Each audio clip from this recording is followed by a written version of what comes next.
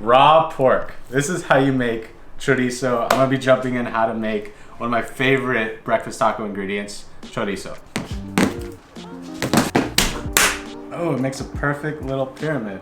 So everything that I have here is for my chorizo. Mexican oregano, not Mediterranean, the more woodier taste. Guajillo, black peppercorn, onion powder, cumin, cinnamon, garlic powder, paprika, citric acid. Now this part is optional. If you don't have it, you can just use some apple cider vinegar or some lime juice or something like that.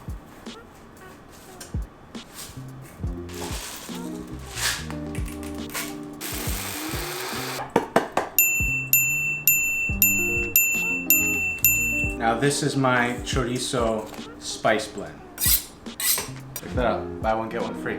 Okay, pork butt. So you don't have to get a whole shoulder or pork butt for this.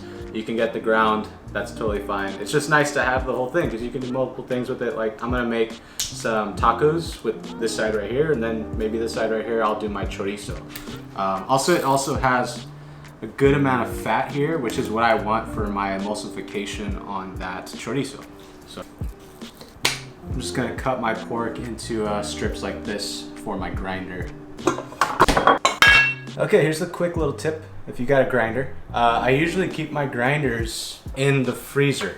Now, not the blade part.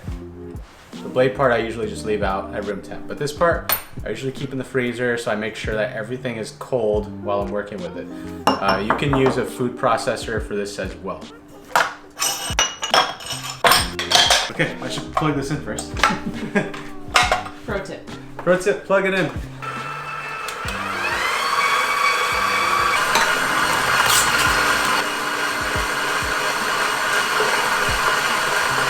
So at this point, I'm gonna paddle it with my spice blend. What does paddle it mean?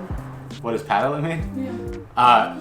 Paddle it just means that I'm gonna toss it in here and I'm gonna mix it with the paddle connection. Yeah, that's paddle. There's the spice mix, that's going in. I'm using rice wine vinegar and I'm pouring it into ice just because I want it to be ice cold going in. I'm gonna use, I'd say about a cup here. Okay, once I've got my chorizo whipped up like this, this is something I recommend with doing any sort of force meat.